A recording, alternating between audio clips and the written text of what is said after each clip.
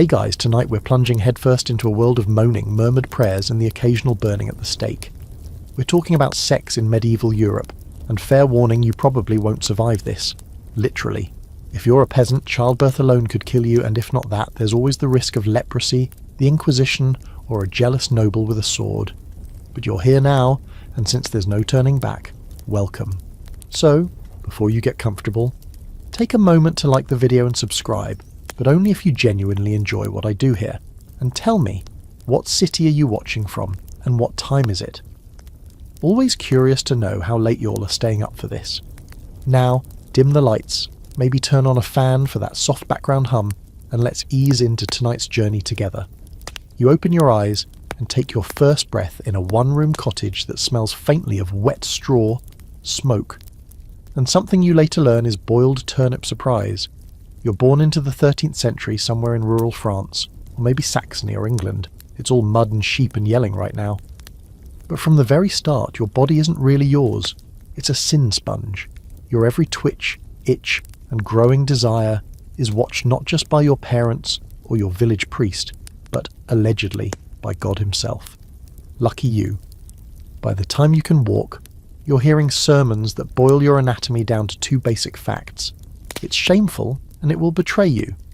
Lust is a cardinal sin, and the devil conveniently loves hiding in warm places, like between your legs. The church doesn't just discourage sexual pleasure, it actively fears it. Why? Because they believe it short-circuits reason. Your soul, they say, rides atop your body like a nobleman on a horse, but if the horse bolts toward temptation, the rider is going down. Still, the horse is frisky. People are people, and no amount of sermons or Latin scoldings can erase the basic drive to get naked with someone else. The tension between human instincts and spiritual ideals plays out every day, in marriages, in monasteries, even in art. Spoiler. Despite the heavy religious messaging, people are still having sex, and not always the kind that gets you a clean conscience or a baby. Now, let's say you grow up a little. You're maybe 11 or 12, and you're beginning to feel things. Your village priest says that lust leads to hell, but then there's Marjorie, the flaxen-haired baker's daughter, who once smiled at you when you tripped over a goose, and suddenly you're praying way more often, but it's not working. Not really. You're told to repress. That's the answer. Cold baths, fasting, long walks while reciting psalms, anything but actually dealing with your desires. This isn't just personal discipline, it's church doctrine.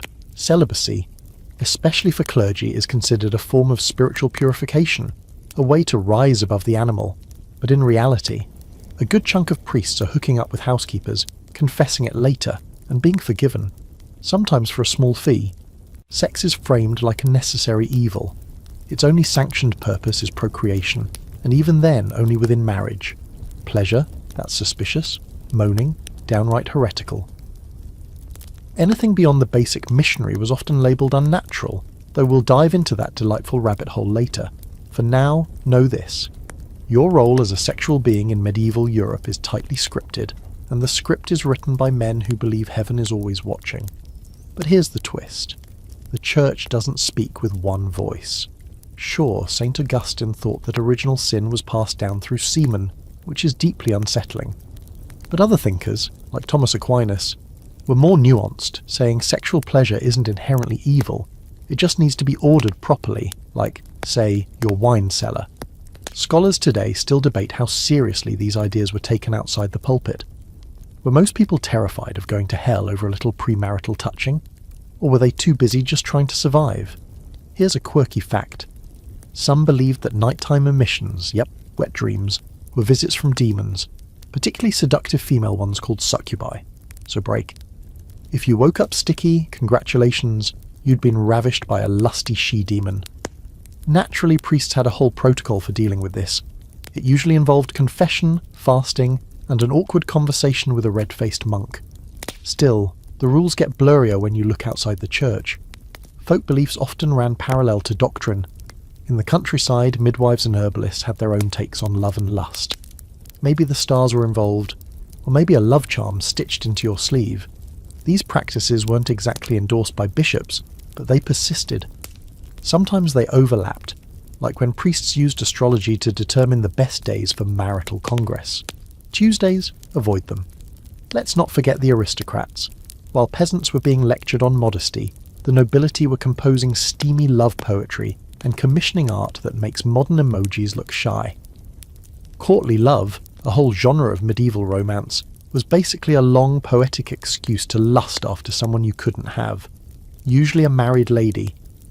And even though the texts claimed it was all about spiritual longing, there was definitely some heavy breathing between the lines. So here you are, caught in a swirl of religious warnings, cultural contradictions, and your own inconvenient hormones. Everything you're told says to resist, to abstain, to walk the narrow path. But outside, you hear whispered stories of bathhouse rendezvous, of monks who sneak out at night, of secret trysts in barns and under festival tents. You're being told to feel shame, and yet, everywhere you look, someone is giving in. The contradiction isn't lost on you. In fact, it might be the single most defining feature of medieval sexuality, the endless tug-of-war between repression and reality. And if you think this is confusing now, just wait until we talk about the virginity inspections, the animal trials, and why doing it standing up might be a mortal sin. For now, though, sleep with one eye open. Your body is a battlefield, and the war's only just begun. The first time someone really examines your naked body, it's not romantic.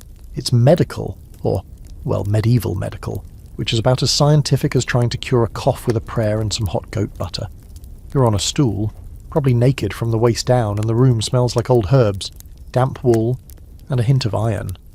The physician, who might also be your town's barber or a guy who just owns a lot of knives, is squinting at your urine in a glass bottle like it's a rare vintage. And in a sense it is, because back then, urine is one of the main diagnostic tools when it comes to fertility, pregnancy, and general body mystery. Welcome to the strange, often uncomfortable world of medieval sexual medicine. Spoiler: if you're a woman, you're more likely to be the one examined, blamed, or treated for anything involving sex and reproduction. Fertility especially is your burden. If you can't have children, it's probably your fault, not your husband's. Definitely not. Because sperm, after all, was considered a sort of holy essence, a divine spark. Meanwhile, your womb, that was a damp, moody cavern prone to wandering around your body when upset. Yes, hysteria comes from the idea that the uterus could just take a stroll up your spine and make you insane.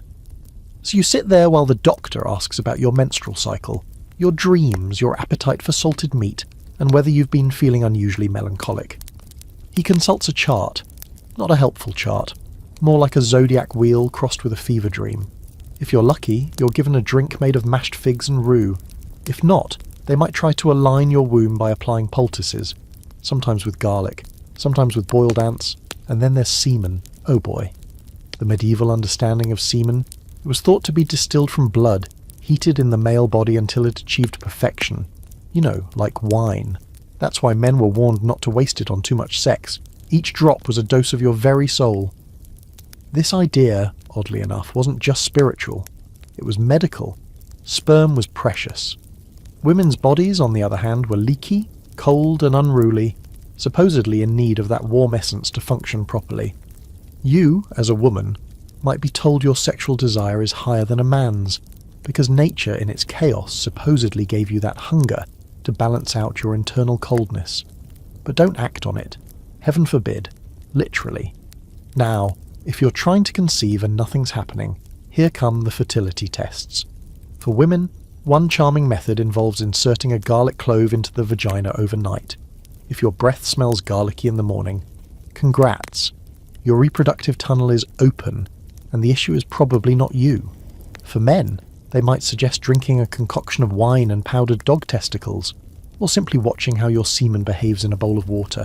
If it floats, you're potent. If it sinks, well. There's also a widely believed theory that both partners must climax for conception to occur. That's right. In theory, medieval medicine promoted the idea that female orgasm wasn't just fun, it was necessary. Scholars still debate how seriously this was taken. Some argue it was just a way to rationalise reproduction, while others say it was rooted in genuine attempts to understand anatomy and balance. Still, imagine trying to explain to a monk that you're not pregnant because you didn't finish. That conversation probably ends with an exorcism, but let's not leave out the fringe stuff. There's always fringe stuff. Some medieval medical texts recommend using the bones of a black cat, ground into powder as an aphrodisiac. Others say you should wear a badger's tooth around your neck to increase your libido. Want to be irresistible? Try sleeping with a slice of roasted owl under your pillow. Seriously, herbalism is the more respectable cousin of this chaos. Midwives and wise women have extensive knowledge of plants that affect menstruation, fertility, and even libido. Pennyroyal, rue, and mugwort are common, used both to help conceive and to prevent conception, depending on how and when they're administered. This is where things get dangerous, because herbal contraceptives blur the line between medicine and heresy. A woman who knows how to control her body is suspicious, powerful, and power, especially in the wrong hands, read female hands, is a threat to the social order. This brings us to the real fear humming underneath all this. Control. The church wants it. The doctors want it. Even your neighbours want it. Your sexuality, especially if you're a woman, is something to be managed, explained, treated, or punished.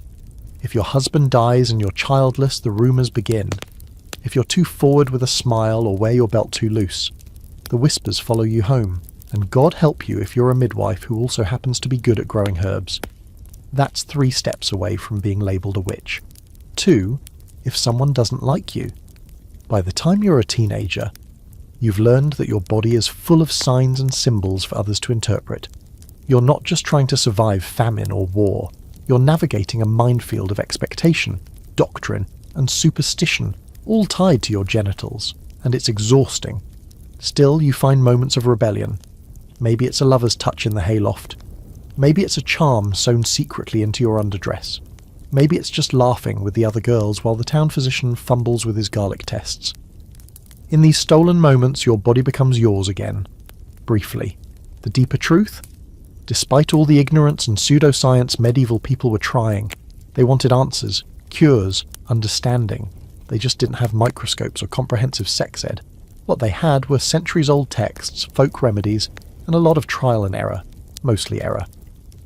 So, the next time you complain about WebMD or awkward doctor visits, imagine being diagnosed based on the taste of your spit or whether your belly button looks sullen.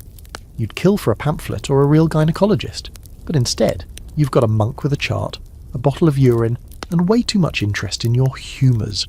You're 15 maybe, or 13, or 11. Doesn't really matter because no one asks how you feel about it. You're getting married. That's just how it is. Your parents have been talking to the neighbours for weeks. There was an exchange of goods, maybe a goat, maybe a patch of land. If you're lucky, you've met your future spouse once. If you're really lucky, they don't smell like spoiled onions and already have most of their teeth.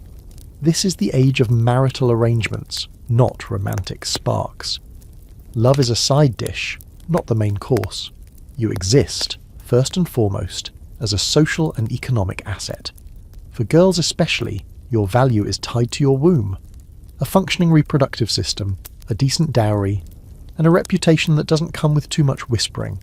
Those are your qualifications. Love letters, candlelit dinners. Try bartering over pigs and arguing about how many blankets will be gifted with the bride. Now, don't get ahead of yourself. Marriage doesn't always mean sex right away. Technically, canon law allows you to marry once you hit puberty, about 12 for girls and 14 for boys, but consummation can be delayed, especially if you're both still scrawny and covered in freckles. Sometimes you move in with your in-laws and wait a few years. Other times it's straight to the wedding bed, where things get ceremonial. The bedding ritual, that's a thing. You don't just sneak off after the wedding feast. No, you get escorted, paraded really, by family and friends into the bedchamber. There's laughter, teasing, even songs. Some customs include people throwing nuts or slippers. It's basically the most awkward group effort in history to ensure that, yes, the marriage is going to be sealed. Then everyone leaves you there, with your new spouse probably a little drunk, definitely terrified. And here's the worst part. You have no idea what to do. If you're a girl, no one's explained sex to you in terms more useful than, it will hurt, but it's holy. If you're a boy, you've probably pieced it together from farm animals, dirty jokes, and vague advice about not spilling your seed. No one talks about pleasure. No one tells you it's okay to be nervous. You're expected to just figure it out in the dark after a day of celebration and pressure. For women, the first time isn't just a personal experience, it's a public matter. Virginity is prized, fetishized, and heavily policed. In some communities, bloodstained sheets are displayed after the wedding night to prove the bride's purity. No blood. People talk. Rumours spread. If the marriage is politically important, you could be examined by a panel of grim-faced matrons. Or worse, accused of deception or adultery. Some women even fake the blood with animal parts or pricked fingers, because that's easier than trying to explain how hymens work. Spoiler, medieval folks didn't really understand them. Meanwhile, men aren't expected to be virgins, but they are expected to perform. If the groom can't get the job done, the marriage might be annulled. You'd think that'd be a private humiliation, but no. In some places, you're hauled in front of a church court and asked deeply invasive questions about your erections. Sometimes a group of men, actual witnesses, are assigned to observe you and report back. It's like a nightmare version of reality TV. And age? That's the part that really trips modern minds. Marrying in your early teens wasn't just accepted, it was encouraged in certain circles, especially among the nobility. The younger the bride, the longer her childbearing years, the better her chances of producing heirs. This wasn't just biology, it was dynasty planning. Think of it like Game of Thrones, but with less magic and way more real blood. Still, not everyone married that young. Among peasants, people often waited until their late teens or early 20s. They needed to save up, build a house, acquire some livestock, basic survival stuff. Even then, the church still tried to push its ideals. Marriage was a sacrament, a holy union, a reflection of divine order. But out in the fields, under the apple trees, behind the stables, people sometimes skipped the ceremony altogether. Hand fasting was common. A couple joined hands, said vows before witnesses, and boom, married. No priest required. This, of course, drove the church absolutely bananas. There's also the messier side, premarital sex. It happened. A lot. The records are full of it, usually from when things went wrong. Pregnancy, broken promises, public scandals. If a girl got pregnant before marriage, the man was expected to marry her, or at least pay support. If he refused, her family might haul him into court. Yes, actual church court, where sex lives were picked apart with chilling detail. Who initiated what, when, where, how many thrusts? Seriously, they wanted to know. And yet, for all this regulation, sex education was almost non-existent. You learned from whispered gossip, crude songs, maybe some scribbled drawings in the corner of a manuscript. If you were noble, you might read a guide written by a monk with zero hands-on experience. These texts warned you to avoid excessive lust, unnatural positions, or having sex during religious festivals. Monday? Fine. Friday? No way. Sunday? Sacrilegious. During Lent? Absolutely not, unless you wanted your baby to be born with a fishtail. Not even joking. Let's pause for a quick quirky detour. Some believe that the time and manner of sex could influence your baby's traits. Want a brave son? Do it during a thunderstorm. Want a beautiful daughter? Have sex facing east. Want twins? Better get acrobatic and chant a prayer to St. Anne. Scholars today mostly chalk this up to a desperate attempt to find meaning in randomness, but back then it was a way to feel in control, of fertility, of fate, of fear, because fear was everywhere. Death was close. Childbirth could kill you. A failed marriage could ruin your family. And desire. Desire was always lurking, always dangerous. So what do? You tiptoe. You obey the rituals. You laugh at the wedding feast, smile at your betrothed, try not to cry when the door closes. And maybe, just maybe, you find something tender in the dark. A hand that trembles like yours, a breath that calms your nerves. Something human, hidden beneath all the rules. The metal is cold, too cold, and it bites into your skin with every breath. You shift in your seat, but the thing doesn't budge. It's clamped tight. No, this isn't some medieval punishment device, at least not officially. This is a chastity belt. Or so the story goes. You've probably heard of them. Iron underwear, locked tight with a key held by your husband while he gallivants off to the Holy Land. The ultimate symbol of sexual control. But here's the truth you didn't get from cartoons or Renaissance fairs. Chastity belts, as most people imagine them, are probably a myth. Or at least, not that kind of myth. The kind that gets embroidered with each telling, until reality is so deeply buried beneath layers of Victorian fantasy that even historians have to squint. Let's start with what we do know. Yes, some actual metal belts exist in museums today, complete with ominous little locks and perforated plates. But here's the thing, most of them date from the 15th century or later, and even those are often dubious, likely made as conversation pieces or morality exhibits in the prudish 19th century. You know, the same century that decided table legs should wear modesty skirts and that women's ankles were an international scandal. So were chastity belts ever used? Probably not in the widespread strap your wife into iron panties kind of way. Not for real practical wear, because let's be honest, have you seen those things? They're absurdly impractical. Infection, bruising, bathroom logistics. It's not exactly daily wear friendly. More likely they were symbolic. Warnings, parodies. Even erotic novelties.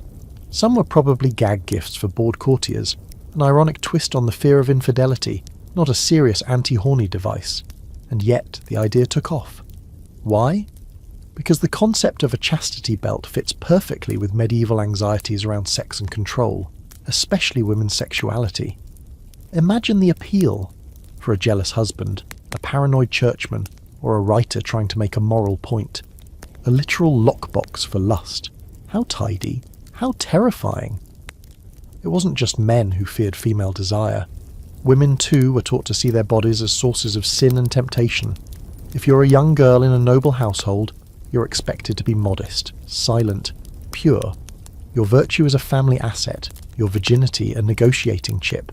You might be watched closely, your letters read, your steps shadowed, all to protect your honour. But what they're really guarding is your value, to a husband, to a dowry deal, to your father's ambitions. This obsession with chastity didn't stop at belts. There were herbal tonics said to cool the humours, making girls less lustful. Spiked corsets, scolds' bridles, virtue badges sewn into dresses, each one a tiny shrine to the idea that desire must be locked away, disguised, erased. But here's where things get really twisted. While women were being warned to stay chaste, the same society was riddled with jokes, songs, and stories about sneaking around that very chastity. There's a whole genre of medieval literature, fablio, that deals in sex, trickery, and the delightful chaos of lovers outwitting controlling husbands. Think Chaucer, but hornier. These tales often end with someone naked in a barrel, or a friar hiding under a bed. They're bawdy, irreverent, and proof that the public message didn't always match private behaviour. So you've got two parallel realities running side by side. In one, chastity is sacred. In the other, it's a joke everyone's in on. And let's talk about the Virgin Mary, because oh boy, did she set the bar way too high. She wasn't just chaste. She conceived without even having sex. That's the gold standard. Meanwhile, actual medieval women are expected to give birth. A lot, but still somehow embody virgin-like modesty. It's the ultimate contradiction. Be fertile, but not sexual. Be desirable, but not desiring. Be available, but only on someone else's terms. Now, historians still debate how much of this was just rhetoric and how much was real pressure. Were women actually being locked up or violently punished for a flirtatious glance? Sometimes, but more often it was a quiet, daily grind. A life of internalized fear, rules, and double standards. You learn to sit with your knees together. You drop your gaze. You whisper your confessions with trembling lips, even if your only sin was daydreaming about the blacksmith's apprentice. Here's a fringe fact to chew on. In some religious communities, young girls were literally married to Christ. Veiled like brides, placed under the protection of the church. Some were barely teenagers, and this spiritual marriage meant they were off limits forever. Tucked into convents where they could be safely holy and untouched. Problem is, those convents weren't always as chaste as advertised. But we'll get to that in another chapter. Meanwhile, back among the laity, marriage is supposedly the honourable outlet for sex. But even inside the marriage bed, the rules follow you. There are sanctioned positions, 1, sanctioned purposes, procreation only, and sanctioned days. Certain saints really don't want you doing it on their feast. If you get too creative, or God forbid actually enjoy yourself, you might have some explaining to do at your next confession. And yet, people still did it. Frequently, joyfully, secretly. The church was powerful, yes, but it wasn't omnipresent. It couldn't stop a smirk behind a veil or a quick rendezvous in the mill house. The fact that the rules were so strict only made the breaking of them more delicious. Forbidden fruit has always been the tastiest. So here you are, in a society that claims to value chastity above all, while being obsessed with sex from every possible angle. You're told to guard your virtue with your life, but also that your worth lies in being desired. It's a maddening paradox. And no amount of iron underwear can truly resolve it. You lie awake at night, listening to the quiet creaks of the house, wondering if your thoughts are sinful, if your desires will condemn you. If anyone else feels this confused, they do, but no one says it out loud. The belts may be fake, but the fear, very, very real. The air in the cloister smells faintly of wax, old stone, and something herbal. Lavender, maybe, or whatever they've been growing behind the kitchen. You shuffle through the corridors in soft sandals, your robes whispering around your ankles. You're supposed to be thinking about God, contemplation, discipline, chastity. But let's be honest, you're mostly thinking about Brother Matthias. Monks, like everyone else in medieval Europe, have bodies, and those bodies don't stop being bodies just because you shaved your head and took a vow. In fact, monastic life, with all its silence and structure, seems to magnify desire rather than eliminate it. You're told to rise before dawn, to fast, to pray 7 times a day, to purge impure thoughts with labour and cold baths, and for a while, you try. You really try. But then Brother Matthias brushes past you in the scriptorium, his sleeve grazing yours, and something stirs. Not just lust, it's something lonelier and deeper than that. Something about connection. And suddenly, your path to holiness starts to feel like a tightrope walk over a chasm filled with very earthly temptations. Monks are meant to be celibate, but let's not kid ourselves, many aren't. This isn't some modern scandal. Medieval people knew it. There are enough records to make it clear. Clerical celibacy was more of an ideal than a consistent reality. By the 12th century, the Church made a real push to enforce it, but enforcement was, shall we say, inconsistent. Some clergy had unofficial wives or housekeepers. Others had dalliances behind abbey walls. There were even jokes about priests with too many children to support. And monks had options. In theory, monastic life is a retreat from the chaos of the world. In practice, it's a pressure cooker. Dozens, sometimes hundreds of men living together, isolated from society, tightly scheduled and expected to suppress every human urge. And when you suppress something long enough, it doesn't disappear. It mutates. It finds cracks to leak through, so you confess a lot. The confessional becomes both a safety valve and a trap. You kneel, whisper your failings, promise to do better. But the next week you're back. The Church encouraged regular confession, which led to some strange dynamics, especially around sex. In some abbeys, confessors would ask deeply personal questions, digging for specifics about fantasies, self-pleasure, even nocturnal emissions. It was part spiritual guidance, part surveillance, and sometimes something else. Here's a historical fact to chew on. There were documented scandals involving monks confessing to each other in ways that veered into emotional or even physical entanglements. The lines between sin and intimacy blurred. In some orders, intense spiritual friendships developed, bonds so passionate they were seen as suspect. Was it love? Was it lust? Even the monks couldn't always tell, but let's not make the mistake of thinking monasteries were dens of scandal. Many monks lived sincerely disciplined lives, genuinely seeking spiritual purity. They copied texts, cared for the sick, taught, prayed. Still, they were human.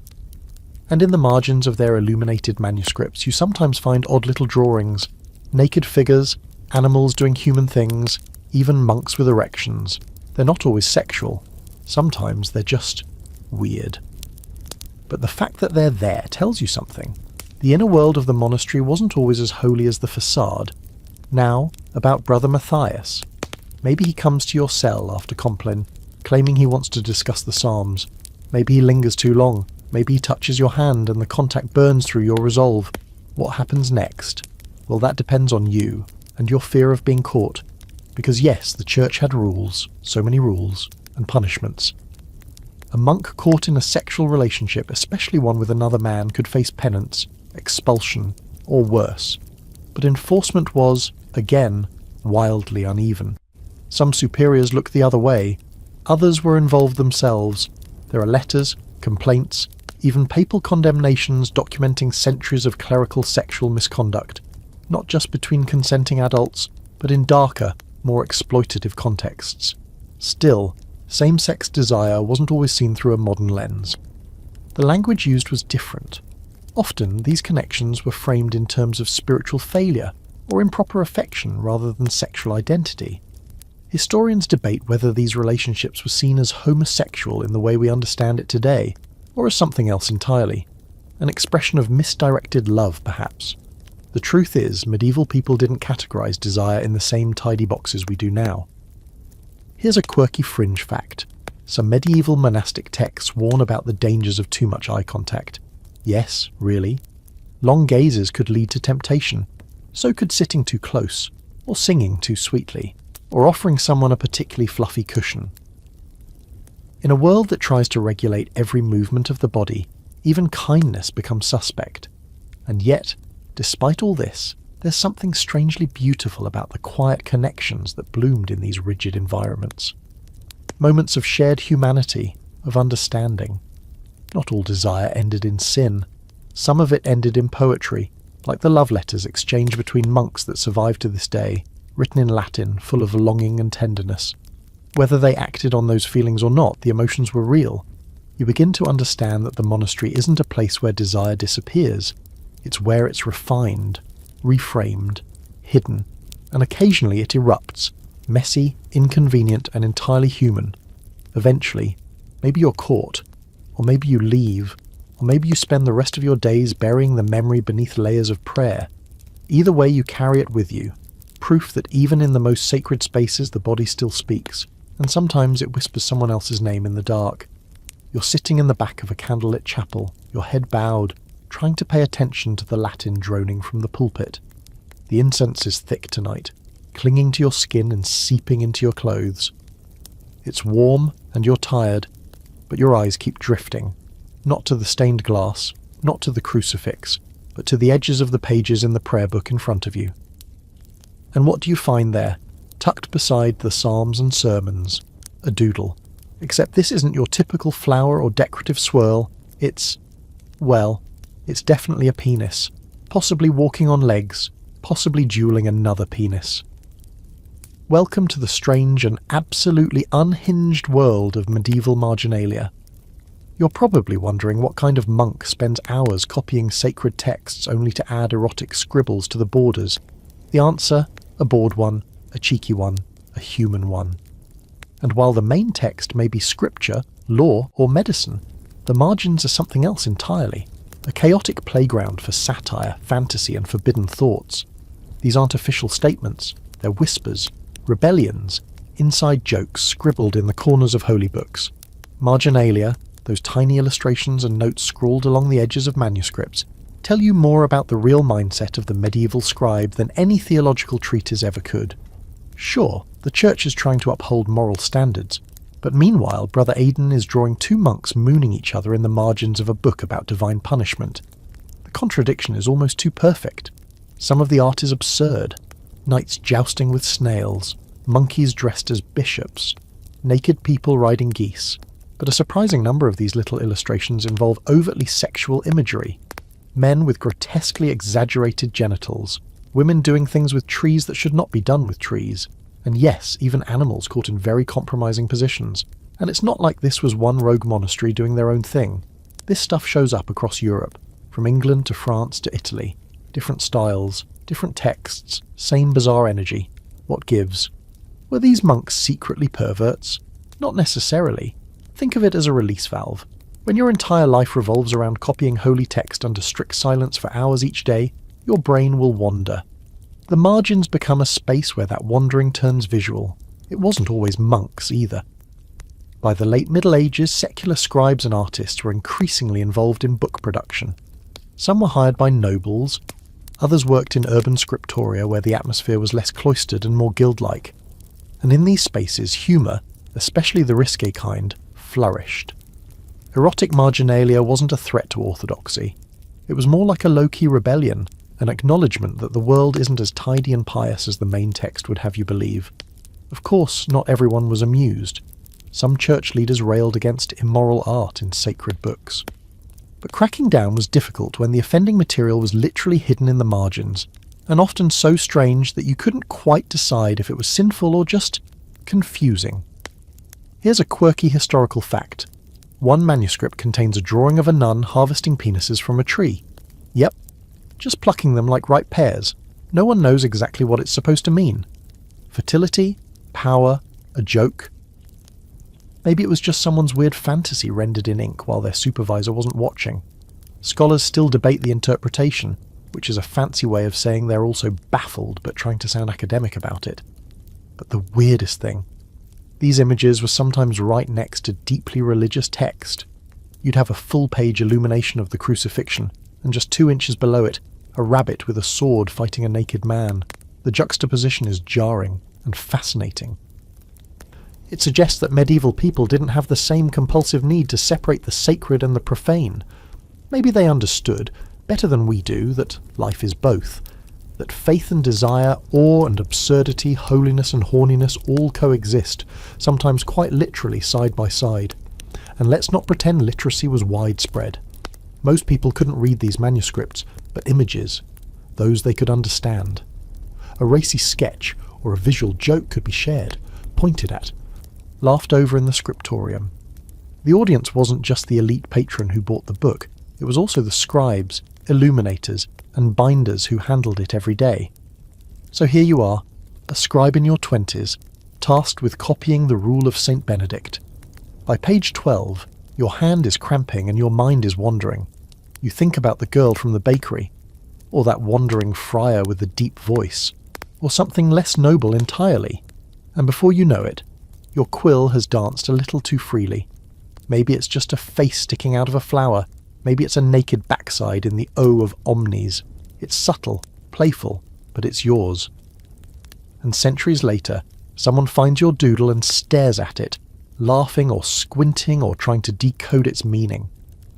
And in that moment, you're connected, across time, space, language, not through doctrine, not through dogma, but through shared weirdness. Of course, not all marginalia is sexual. Some of it is just delightfully strange, but the sexual bits, they're a reminder that even in an age obsessed with purity and restraint, people were still people, with fantasies, with boredom, with a wicked sense of humour. This kind of imagery wasn't confined to books either. You'll find similarly cheeky carvings in cathedrals, under pews and on misericords, the little wooden seats monks leaned against during long services. Imagine kneeling in prayer and glancing down to see a carved figure mooning you from beneath the bench. That's not an accident. That's a centuries-old tradition of lowbrow comedy hiding in plain sight, and scholars still argue about it. Was it all just humour? Was it meant to warn, to mock, to educate? We may never know. But the fact that these images exist, hidden in holy books and carved into sacred spaces, tells you everything about the contradictions of the era. So next time you imagine the Middle Ages as a time of cold chastity and tight moral controls, think again. Somewhere, in a quiet scriptorium lit by flickering candlelight, a monk is biting back a grin as he inks a chicken with human legs into the corner of the psalter. Because yes, even holiness needs a little mischief now and then. The heat hits you first, not just the warmth from the fires, but a thick, wet heaviness in the air, steam rising from a copper cauldron, mingling with the scent of herbs, wet skin and candle smoke. You step into the bathhouse and feel your clothes already starting to cling. Around you, people lounge in the haze, laughing, splashing, rinsing and soaking. This is not some grimy medieval cesspit. This is a place of leisure, community, and yes, sometimes a place of sex. Bathhouses in medieval Europe were surprisingly common, especially in cities. The Romans may have perfected the public bath, but their medieval descendants didn't let the idea go to waste. From Paris to Prague, bathhouses served as both hygiene hubs and social salons. You've probably heard that medieval people didn't bathe. That's a myth. They bathed plenty, sometimes daily, depending on class and location. They just didn't have plumbing and TikTok-ready skincare routines. What they did have were bath attendants, communal tubs, and lots of strategically placed towels. You ease into the warm water, sighing as the heat loosens your muscles. The person across from you, naked, smiling, unbothered, asks where you're from. Maybe it's flirtation, maybe it's just conversation. Because here's the thing about medieval bathhouses. They were spaces of disarming intimacy. Everyone's exposed. Nakedness isn't taboo, it's just part of the scene. Of course, not every bathhouse was the same. Some were co-ed, others had separate hours for men and women, some were attached to inns and taverns. Others operated as high-end establishments, offering food, wine and musicians to entertain you while you soaked. You might rent a private tub with your spouse, or sneak in with someone else's. And here's where things get slippery, literally and figuratively. While many bathhouses were strictly for cleaning and relaxation, others became known for more carnal services. A soak followed by a massage, followed by, well, you know. The lines between a public bath and a brothel weren't always clearly drawn. In some places they overlapped entirely. Take South Germany in the 15th century. Bathhouses, or Badstuben, were sometimes run by married couples, with the wife serving as bath attendant and the husband handling food and maintenance. Totally respectable. But in bigger cities you start seeing phrases like serviced baths, or heated companionship popping up in the records. Men would enter with a towel and leave with their hair tousled and a guilty look. Town officials often turned a blind eye, especially if the establishment paid its taxes and didn't cause too much noise. The church, of course, was deeply suspicious. A public place where men and women bathed together, where the body wasn't just visible but celebrated. Scandalous, dangerous, lust-provoking. Sermons warned that the bathhouse was a gateway to damnation, where hot water turned cool virtue into boiling sin. But that didn't stop anyone. Because let's face it, when you spend your days knee-deep in livestock and social expectations, an evening in a hot bath with wine and company is worth the risk of eternal fire. There's a lingering lavender scent in the steam now, and someone pours warm water over your shoulders. You're suddenly aware of your own skin, of their fingers brushing yours, of the low hum of voices punctuated by laughter. There's a closeness here, one that's physical and sensory, but not always sexual. Sometimes the bathhouse is just a place where touch is safe, where you're not being judged, measured, or sermonized. You're just human, warm and floating. And yet your eyes catch two figures slipping behind a curtain at the far end of the room. They don't come back out. You exchange glances with the attendant. She just shrugs and brings you more wine. Here's a fun fringe fact. In some cities, bathhouses had their own slang, a kind of code used by staff and regulars to describe services discreetly. A long rinse might mean a full-body massage. A double bucket might mean more than one visitor in the same tub. Historians have unearthed some of these terms, though their meanings are often debated. Still, the point is clear. Medieval people weren't clueless about pleasure. They were just discreet. Mostly. But discretion only gets you so far. By the late Middle Ages, as plagues and religious reform movements spread, bathhouses started to fall out of favour. Cities closed them down over fears of disease. Preachers denounced them as dens of vice. And with the rise of Protestantism came a new wave of sexual anxiety. Public bathing, once normal, began to seem indecent, unsanitary, immoral, and yet in the earlier centuries bathhouses were woven into daily life. Not just as places to get clean, but as social crossroads. You might bump into a merchant, a noble, a midwife, a monk. Gossip flowed as freely as the water. Deals were struck, alliances formed, and yes, a few love affairs began with a slippery handshake beneath the surface. Were bathhouses brothels in disguise? Not always. Some were strictly regulated, with fines for inappropriate behaviour. Others leaned into the wink-wink reputation and provided private chambers behind the main tubs. The line was always moving, shaped by local customs, economy, and who's currently holding the moral torch. There's still one more scholarly debate here. Were these spaces liberating or exploitative? For women working in bathhouses, some of whom were also sex workers, it could be both. A place to earn a living, to wield a kind of soft power, but also a place where men with money and status held all the cards. It depended on the city, the staff, the clientele. There are records of madams who ran bathhouses like little empires, commanding respect and paying taxes like any other business. There are also records of women prosecuted, abused, or forced into work they didn't choose. Tonight, though, you're just a visitor. Another figure in the mist, letting the water lull you into forgetting the harsh world outside for a while. Your skin prunes, your limbs relax. Someone offers you a plum. You don't ask where it came from. Eventually you step out, towel off, and redress in the cool evening air. Your clothes feel stiff after the warmth of the bath. The outside world rushes back in, noise, dirt, the chill of night. But for a little while you floated. You touched and were touched. You felt what it meant to be soft and bare and real. And in medieval Europe, that's as close as some people ever got to freedom. The court is quiet, except for the distant sound of a lute being tuned. You sit at the edge of a long wooden bench, dressed in layers too thick for comfort, trying not to fidget as the lady 2 seats away tilts her head and sighs. You steal a glance. She's watching someone, him. The young knight with curls too perfect to be accidental, reciting poetry with the kind of practiced anguish that suggests he's read it into a mirror. Twice. And you realise something.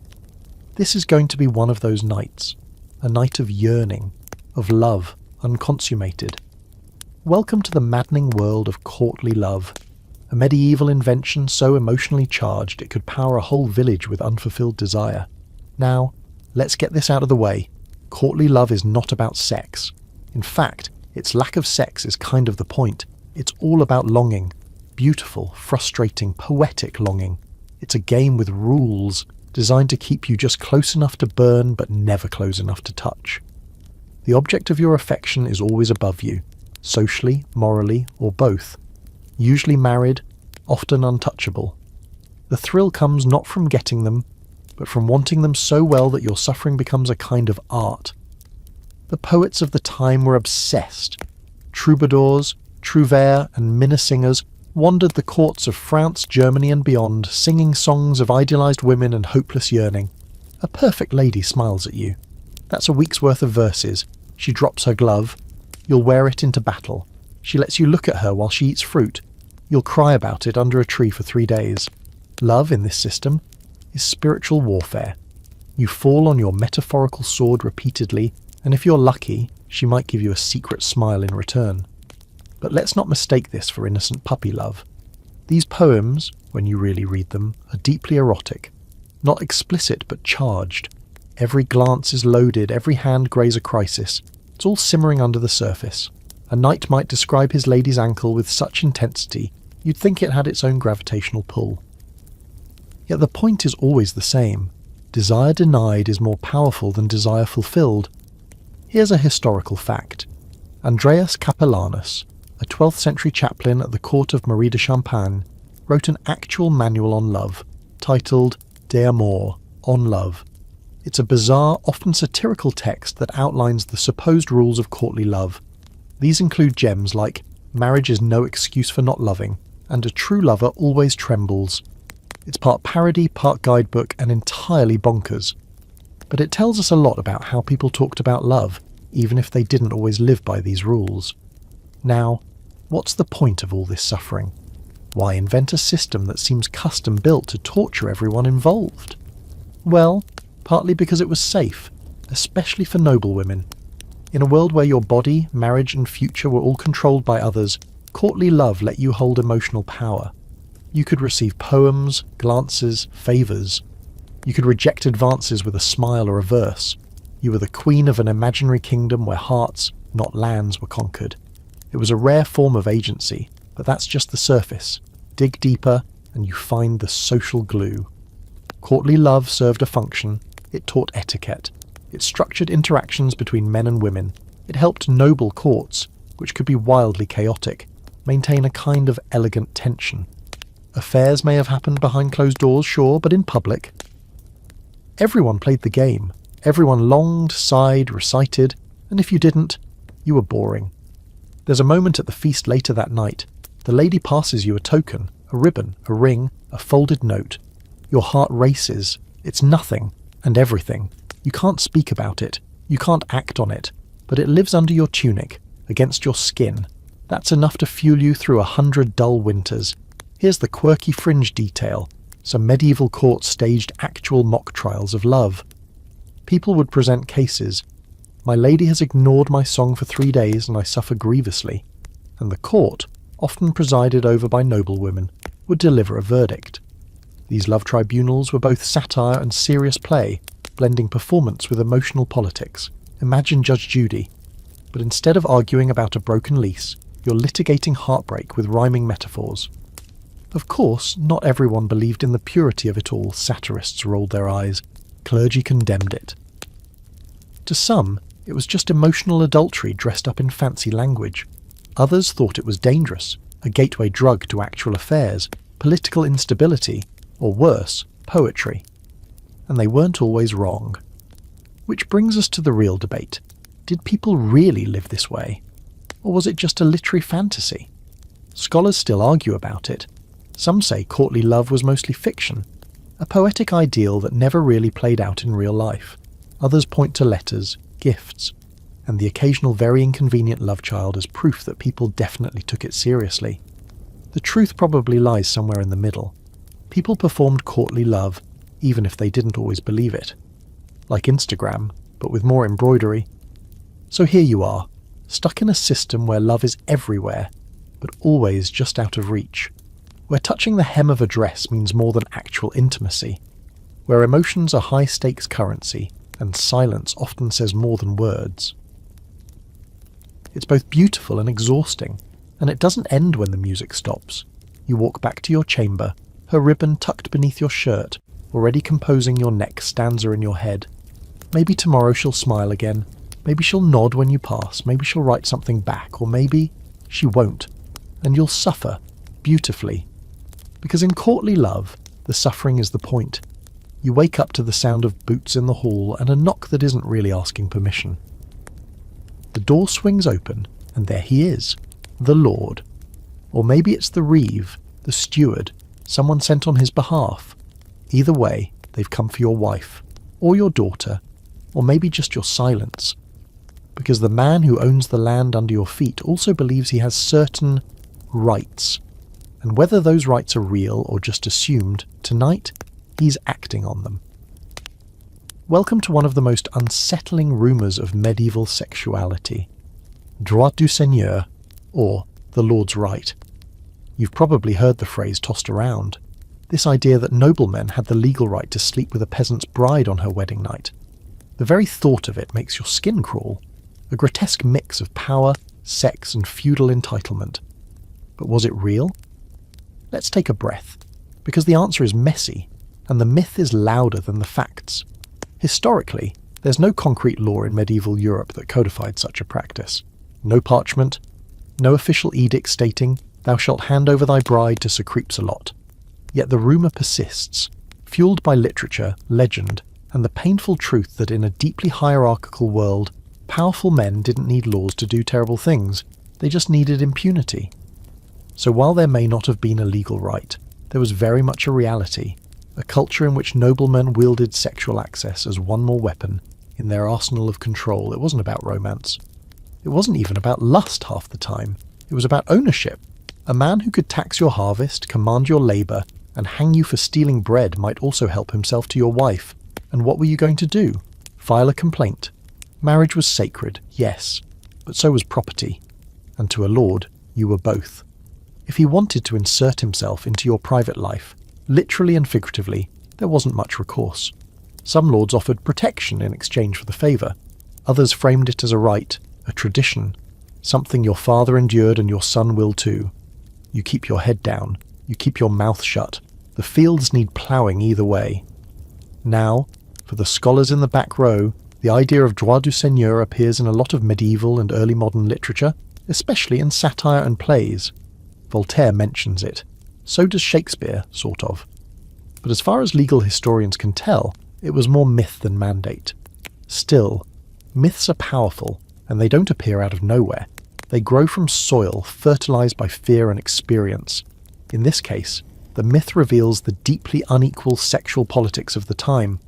Let's say you're the bride, it's your wedding night, and you've been warned.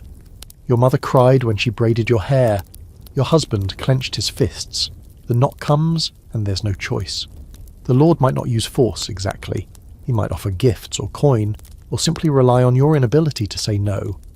Later, you're expected to return to your new husband and pretend nothing happened. That's the deal, that's feudalism. In some regions, there were weird customs that echo this power dynamic. For example, a lord might demand a symbolic payment before a marriage could be recognised. Sometimes a coin, sometimes a chicken, sometimes even the bride's first night spent in his house. It didn't always involve sex, but the suggestion was there. Like a worm in the apple. Was it symbolic? Was it ritualised coercion? Depends who you ask. Here's a quirky historical tangent. In a few parts of Europe, there were genuinely weird bedding customs where the entire village participated. Think, the couple's wedding bed carried through the streets, laughter, teasing, songs about fertility and virility. In some cases, the newlyweds would be watched to ensure consummation. Yes, watched, or at least heard. Because what's more romantic than performing under pressure with the entire village listening at the door? And let's not forget the role of clergy in all this. Technically, the church condemned any interference in a marriage. Sex was only licit between spouses and consent mattered. But when the offender was a generous patron or a powerful lord, the enforcement of morality got flexible.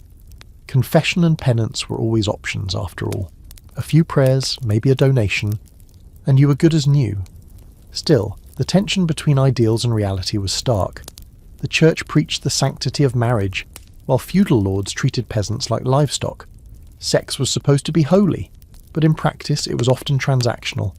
Marriage for peasants was about survival, alliances, and making more labourers. Love, if it happened, was a bonus. Consent? That was a luxury reserved for the powerful. Some women pushed back, quietly. A refusal here, a relocation there. Others survived by pretending nothing had happened. A few used what little leverage they had. Rumours, shame, the threat of scandal. But the structure was built to protect the lord, not the peasant. So most stories ended the same way, in silence. And yet the myth of droit du seigneur survives, because it feels true. It captures the horror of a system that gave one man absolute power over everyone beneath him, including their bodies. Whether it was law or legend hardly matters to the girl in the bed, waiting for footsteps outside her door. You're lying there now, staring at the low beams above your head, heart pounding. Your husband hasn't said a word since the feast. Neither of you slept, and the moment stretches on like a held breath. Then, nothing. No knock. Maybe tonight, the rumour stays a rumour, maybe the Lord has other plans, or maybe he's just too drunk to remember. Still, you don't exhale until the sun rises. The room is dimly lit by a single flickering candle, its flame casting long shadows on the rough stone walls. You're lying on a bed covered with coarse linens, your heart pounding. Not from passion, but from fear. Tonight is the infamous first night, and with it comes a tradition as invasive as it is brutal. The virginity test. You probably thought this was a myth, or a twisted invention of some gothic novel. But no, this was very real, very serious, and very, very uncomfortable. So what exactly happens? The night after the wedding, a midwife, or sometimes a group of older women from the village, is summoned to your bedroom. Their task? To examine you and provide proof of your purity. The evidence most sought after is blood, supposedly shed when the hymen breaks. Sheets might be spread beneath the bed to catch this prized symbol. Blood on the linens means you are a virgin, a good wife in the eyes of your new family and the community. No blood? Oh dear, that's trouble. It's a strange, often terrifying ritual wrapped in layers of superstition, control, and social pressure. The examination itself could be humiliating. Women, sometimes strangers, poking and prodding parts of your body meant to be private. And all for what? To confirm that your value, your honour, your entire future was intact. Virginity was not just a personal matter, it was a public asset, a currency in a deeply patriarchal economy. The stakes were high. If you failed the test, you might face accusations of promiscuity, deceit, or worse. Your husband might reject you. Your dowry could be reduced. The whole village might whisper behind your back.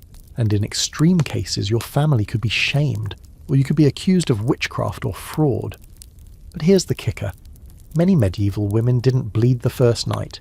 Medical science today tells us that the hymen is a flimsy membrane that not all women have, or it can be stretched or torn from activities unrelated to sex. horseback riding, heavy lifting, even just growing up. Yet medieval people didn't know this. Their understanding was shaped by myths, limited anatomy, and cultural obsession. This led to frequent false failures. Some clever women anticipated this and prepared. Animal blood was sometimes used to fake the proof. A goat's or sheep's blood was discreetly smeared on sheets.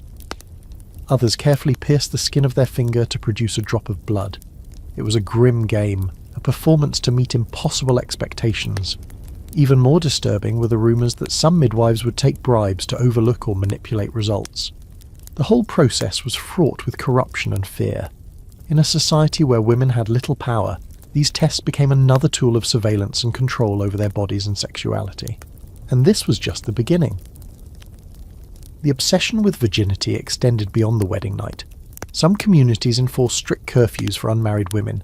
Others imposed chastity belts, or at least threatened them, though actual use was rare, as we discussed earlier. Songs and stories reinforced the ideal, the pure, untouchable bride who guarded her virtue as fiercely as a knight guarded his honour. Here's a fringe fact to lighten the mood. Some medieval medical texts claimed that a virgin's first sexual encounter should happen on specific days of the week or under certain astrological signs to ensure fertility and good health. Friday? No good. Tuesday? Better. Mercury in retrograde? Forget it. If you wanted a strong, healthy baby, you had to play by the stars and hope your husband was a good enough actor to follow along. The church, meanwhile, had a complicated stance. Virginity was highly prized, especially for nuns and saints, but they also recognised that most people married and had sex. Confessionals were filled with admissions of impurity, and priests often offered guidance on how to properly approach marital sex to avoid sin. Still, the idea of purity as a spiritual and social ideal was deeply ingrained. This ritual reflects a larger debate historians wrestle with. How much of medieval sexuality was truly about personal pleasure and love? And how much was about power, reputation, and control? The virginity test, for all its horror, was less about the bride's body and more about the family's honour, the husband's property rights, and community standards. Imagine the pressure on a young woman, already navigating marriage, childbirth, and household duties, now burdened with the impossible task of proving her worth through a bloodstained sheet. It's a moment where private and public collide, where your body becomes a symbol in a game you didn't choose to play. You close your eyes, imagining the weight of the night. The whispers, the fear, the cold hands checking for something that can't always be found. You wonder if any of this ever felt like love. You kneel in the dim light of the chapel, the scent of burning wax and incense thick in the air, your hands trembling as you clutch the rosary beads. It's confession time, the moment when your darkest secrets are whispered into the ear of a man wearing a collar, expecting absolution. But in medieval Europe, confession wasn't just a spiritual cleansing, it was a full-on inventory of your sexual misdeeds, and the checklist was extensive. You begin with the obvious sins: lustful thoughts, masturbation, impure fantasies. The priest probes gently, then more insistently. Did you look upon a neighbour with desire? Did you entertain thoughts of another woman's husband? Did you touch yourself inappropriately? The questions grow more explicit. Have you kissed, embraced, or committed fornication? What about anal or oral acts? Yes, those were on the list. Did you deny your spouse? Use contraception? Each yes adds weight to your penance and your guilt. The Church's obsession with sex was paradoxical. On one hand, it condemned all sexual acts outside marriage, and even within marriage it demanded restraint and moderation. On the other hand, it recognized sex as a necessary evil for procreation. Pleasure was suspicious, often labeled as the devil's playground. You find yourself caught in a web of desire and discipline, sin and salvation. Here's a historical fact. The Summa Confessorum, a popular manual for priests, included detailed guidelines on how to interrogate penitents about sexual sins. Priests were encouraged to ask very specific questions, sometimes encouraging confession by listing potential sins aloud. The goal was to ensure no sin remained hidden, no sin too shameful to confess. This level of scrutiny led to some bizarre dynamics. Confessors sometimes became sex therapists, or at least the closest thing available. Penitents sought advice on how to avoid sin while maintaining marital relations. Was it okay to enjoy sex if you were married? How often could you perform without offending God? Which positions were acceptable? Did your thoughts during sex matter? Spoiler, yes, very much. The confessional was a paradoxical space, both a place of judgment and of relief. You might spill your secrets and receive forgiveness, or you might be burdened with humiliating penances. These could include fasting, pilgrimages, wearing special badges, or public humiliation. The more serious the sin, the heavier the penalty. A quirky fringe fact: some confessors kept sin charts to track common offences. Lust was always high on the list, but so were more obscure ones, like sinning with animals, or making love during forbidden hours. Some confessions were so detailed and bizarre that modern scholars struggled to determine if they reflect real behaviour or the fears and fantasies of the time. There's also a fascinating debate among historians about the role confession played in medieval sexual culture. Did it help regulate behaviour and reduce sin, or did it create an unhealthy obsession with sex, turning natural desires into sources of anxiety and shame? Some argue confession was a tool of control, while others see it as a complex negotiation between personal desire and religious duty. Imagine the relief of confessing a sinful thought only to be told you're forgiven, but the crushing shame of admitting to an act considered worse, like adultery or sodomy. The stakes were high, and the confessional was often a battleground of conscience. You realise the confessional wasn't just about morality, it was about power. The Church wielded the ability to define sin, grant forgiveness, and demand obedience. It shaped not only what people did, but how they thought about their own bodies and desires. So you leave the chapel, heart lighter but mind tangled, aware that every glance, every touch, every fantasy carries weight far beyond the physical. You carry your sins like invisible chains, hoping for mercy, fearing judgment. And in this delicate balance of confession and concealment, medieval Europeans lived their most private truths, often in silence, often in fear, but always under the watchful eyes of faith.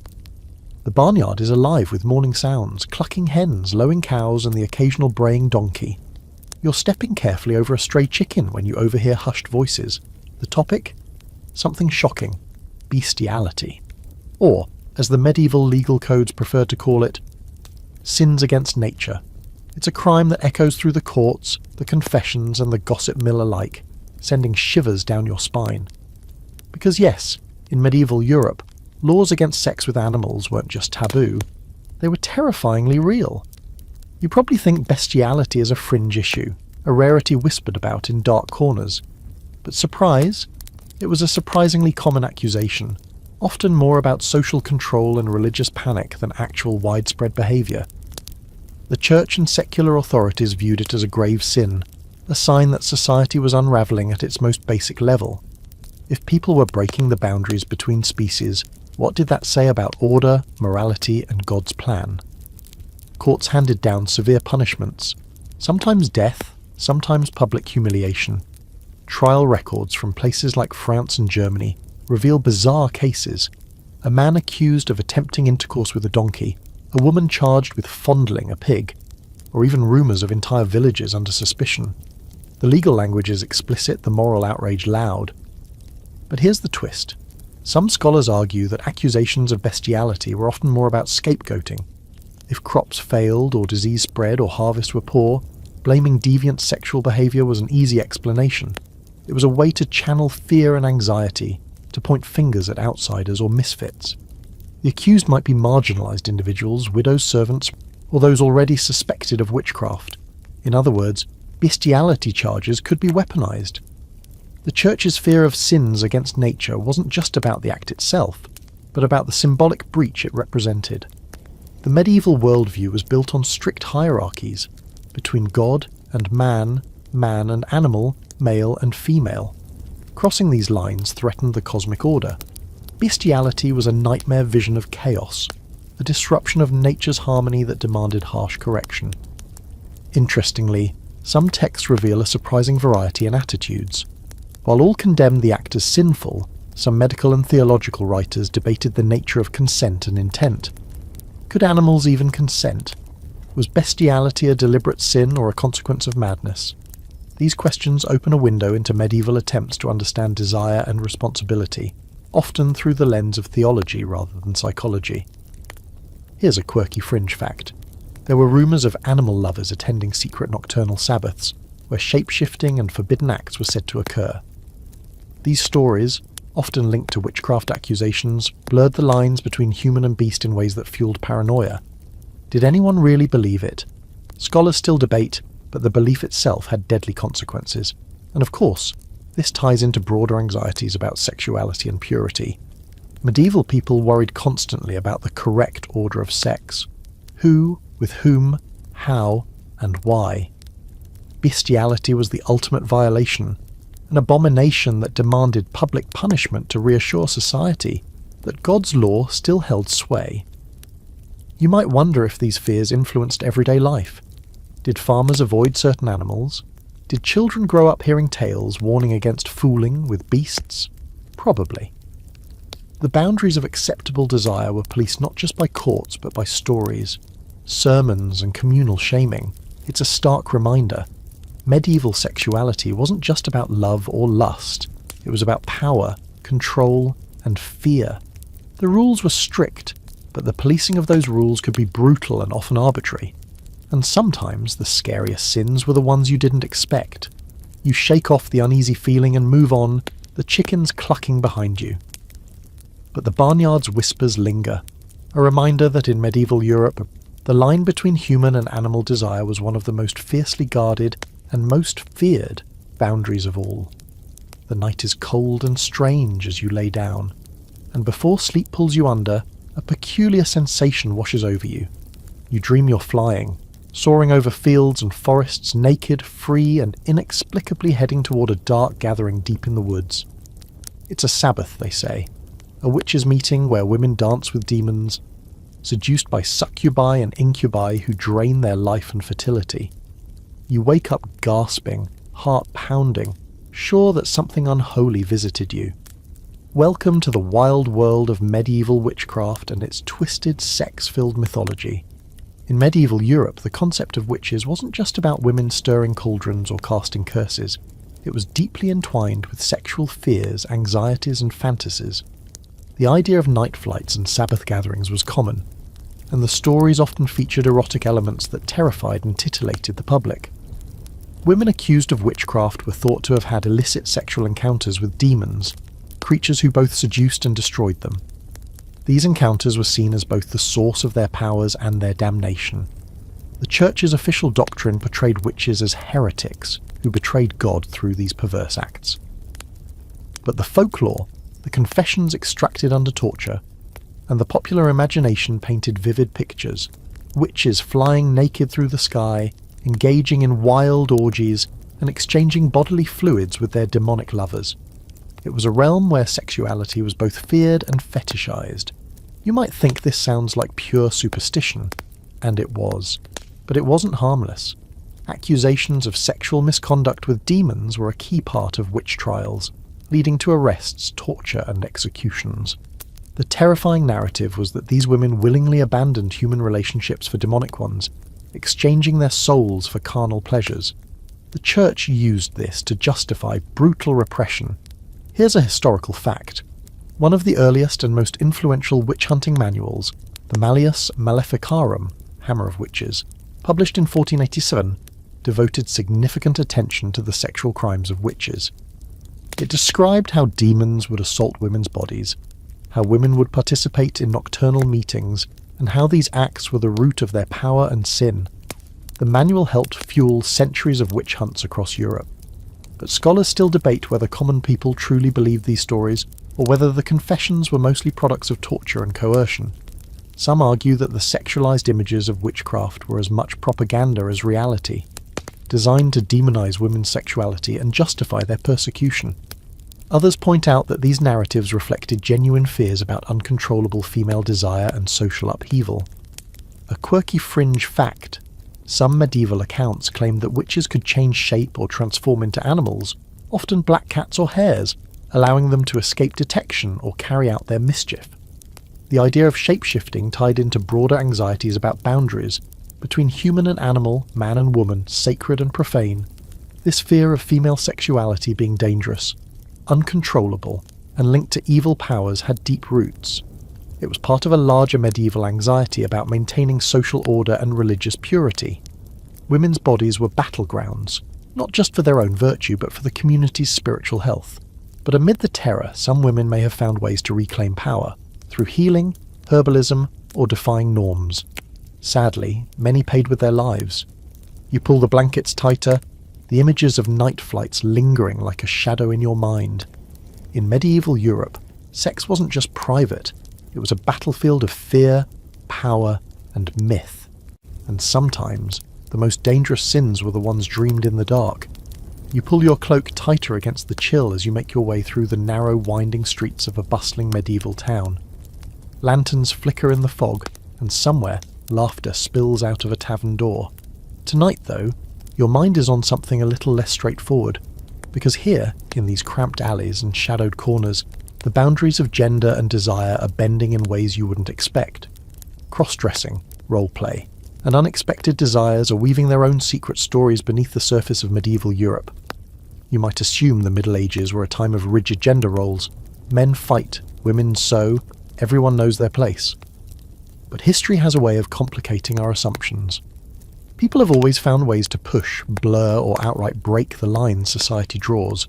In some medieval records, we find men dressing as women and women dressing as men, not just for festivals or theatre, but sometimes for survival, love, or rebellion. Imagine a woman donning men's clothes to gain access to education, work, or to escape an abusive marriage, or a man dressing as a woman to perform on stage or navigate a world where his identity didn't fit the binary boxes. These acts were risky. The law frowned on cross-dressing, often punishing it as a form of deceit or moral corruption. Yet the practice persisted, sometimes openly during festivals, other times hidden. One famous example is the medieval figure of Joan of Arc, who wore male armour and clothing as a practical and symbolic choice, and was ultimately condemned in part because of it. Her story highlights how gender presentation could carry enormous social and political weight. And then there's the quieter, less famous stories. The female husbands recorded in court cases, women who married other women, living openly as men. Some of these cases ended in scandal and trial, others in sympathy or secret acceptance. Historians debate how common these were, but they reveal a surprising spectrum of medieval sexuality and gender expression. Here's a quirky historical fact. In some guilds and religious festivals, cross-dressing was an accepted and even celebrated part of the ritual calendar. On days like the Feast of Fools, social hierarchies flipped, and gender roles were playfully reversed. People wore masks, swapped clothes, and parodied authority. These moments allowed a release valve for societal tension, and a glimpse into the fluidity underlying rigid norms. But outside festivals, the consequences could be severe. Laws against cross-dressing often linked it to sexual immorality, heresy, or fraud. It was seen as a threat to the divine order. Theologians wrote extensively on the dangers of gender confusion, warning that it led to lust, deception, and chaos. Yet, the reality on the ground was messier. People lived, loved, and expressed themselves in ways that defied easy classification. This leads to one of the big debates among scholars today. How do we interpret these behaviours? Were they expressions of transgender identity, queer desire, or purely practical disguises? Medieval people didn't have our modern language for gender and sexuality, so any interpretation is a bit like assembling a puzzle with missing pieces. Some argue for continuity with today's experiences. Others caution against projecting modern categories onto the past.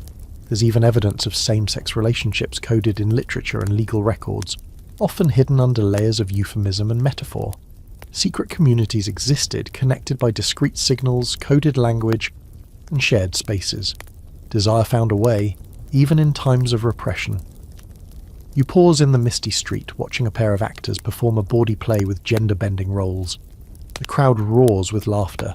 For a moment, the rigid world slips, and something freer blooms.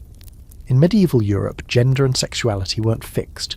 They were fluid, contested, and sometimes surprisingly playful. Behind the stern faces of authority, behind the sermons and laws, people lived their truths in shadow and light, and you wonder, as you walk on, how many stories remain untold, hidden in the folds of fabric, the turn of a phrase, or the flicker of a lantern. You step past a narrow doorway into a world pulsing with noise, heat and scent. A world where desire is traded as openly as bread. The brothel. Welcome to medieval Europe's red light district, a place where sex is business, survival and scandal all rolled into one. Here, madams rule their empires with a mix of shrewdness and grit, their walls echoing with laughter, moans and the clinking of coins. It's not just a den of iniquity, it's a complex, regulated part of urban life. You probably think brothels were underground, illegal and utterly secret. That's only partly true. In many medieval cities, Paris, London, Venice, brothels were licensed by the authorities. Yes, you heard right. They were taxed, policed and integrated into the fabric of city governance. Officials collected fees, ensuring that these houses of pleasure operated openly, kept records, and stayed within certain boundaries. Sex work, while frowned upon morally, was recognised as inevitable. Walking through the crowded streets, you see women of all ages, some forced, many choosing this life, a few somewhere in between. They wear modest dress, blending with the market-goers but always aware of their trade. Madames are formidable women who run the show, negotiating with officials, protecting their girls and managing the flow of customers. They command respect and fear in equal measure. There's a tension here, between control and freedom. Some women gain a kind of power in this world, owning property, building networks and carving out autonomy rare for medieval women. Others are trapped, victims of debt, violence or exploitation. The red light district isn't a monolith, it's a shifting, living ecosystem. Historically, the church condemned brothels vehemently. Sermons preached against the devil's houses, and crusades sometimes included raids on these establishments. But pragmatically, city leaders often tolerated them to contain and regulate sexual activity, preventing worse abuses and protecting respectable women from unwanted attention. Here's a quirky historical fact. In some cities, brothels had rules posted, like today's codes of conduct: no fighting, no stealing, and strict hours. Violations could result in fines or expulsion. Some even had sex manuals for workers, advising on hygiene, client relations, and techniques. It was a surprisingly professional operation. And the money? Brothels contributed to city coffers, funding everything from walls to churches. Your taxes, in a way, paid for the right to indulge.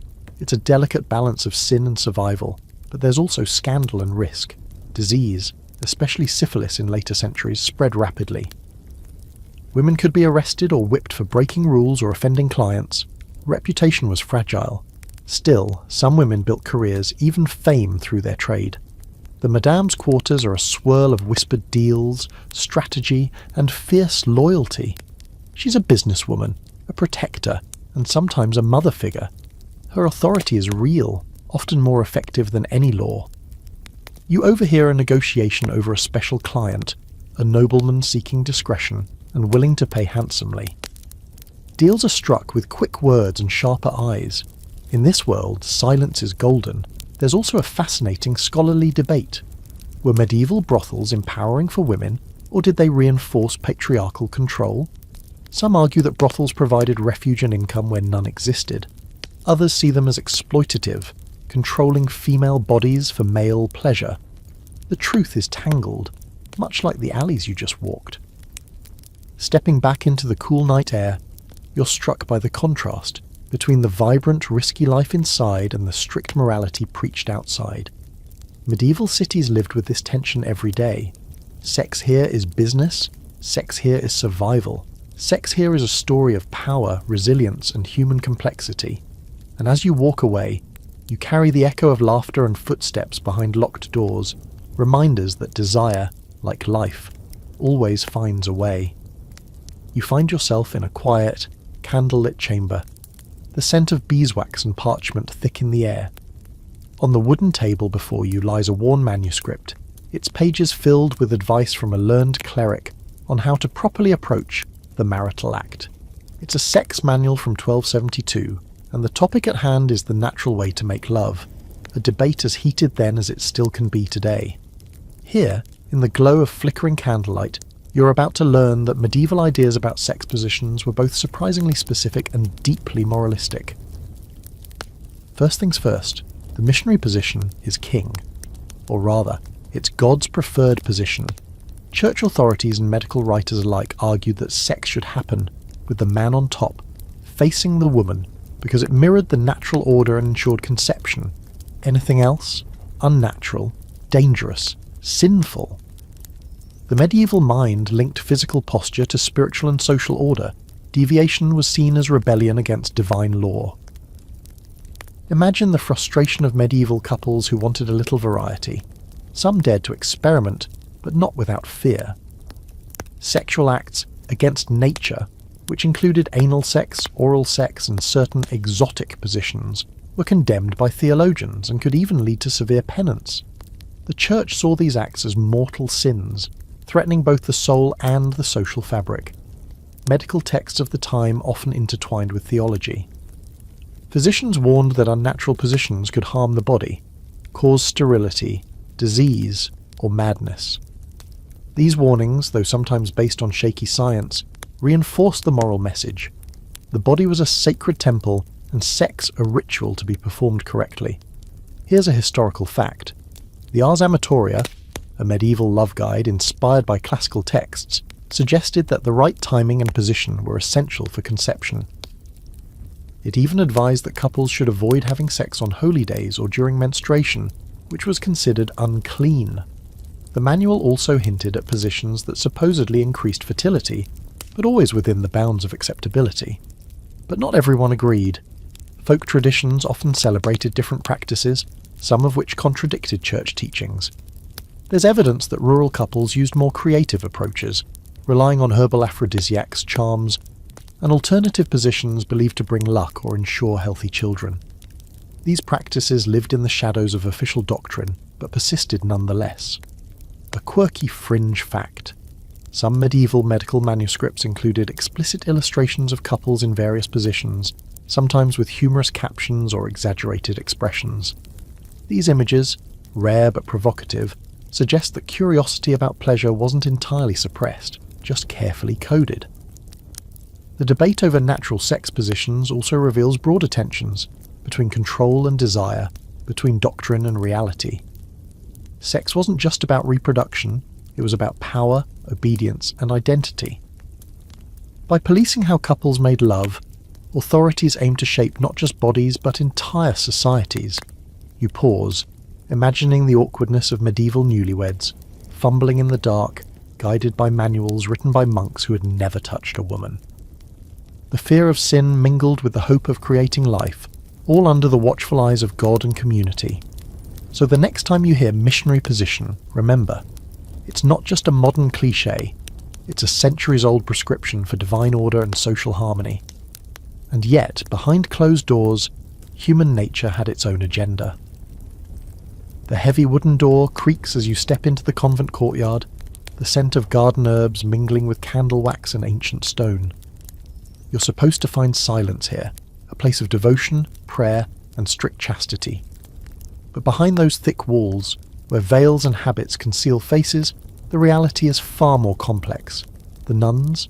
They're not just pious angels. Sometimes they're quite wild. Welcome to the surprising, occasionally scandalous secret life behind convent walls. You've heard that convents were strict, disciplined places where women lived in total celibacy, dedicating themselves wholly to God. And for many, that was true. But human nature doesn't vanish just because you take vows, and the sheer number of women crammed into limited spaces, cut off from the outside world, created a pressure cooker of emotion, desire, and rebellion. There are stories, some whispered, some recorded, of nuns who formed intense emotional and even sexual relationships with one another. These bonds weren't always condemned outright. Sometimes they were seen as spiritual friendships, intense attachments that transcended the physical, but could also include physical affection. Other times, they were scandals, punishable by penance or exile. The Church officially condemned sexual activity in convents, understandably, but enforcement varied wildly. Some abbesses turned a blind eye, others cracked down with brutal severity. Punishments ranged from public penance to imprisonment. Yet despite the risks, evidence suggests that convent life didn't guarantee absolute chastity. One of the more infamous cases comes from the 13th century, involving a nun accused of having a secret lover, another woman. The scandal rocked the abbey, leading to trials and investigations. Letters and confessions from convents reveal that such relationships, while risky, were not unheard of. The closed environment fostered intimacy and, sometimes, secrecy. Here's a quirky fact. Medieval medical texts sometimes advise nuns on how to suppress dangerous desires, recommending fasting, prayer, and cold baths. Some convents even employed midwives or physicians to help with hysteria, a catch-all diagnosis often linked to female sexuality and emotional excess. Beyond lesbian relationships, convents also housed women struggling with their vows. Some nuns secretly gave birth, others ran away to marry or rejoin secular life. The tension between religious duty and personal desire was constant.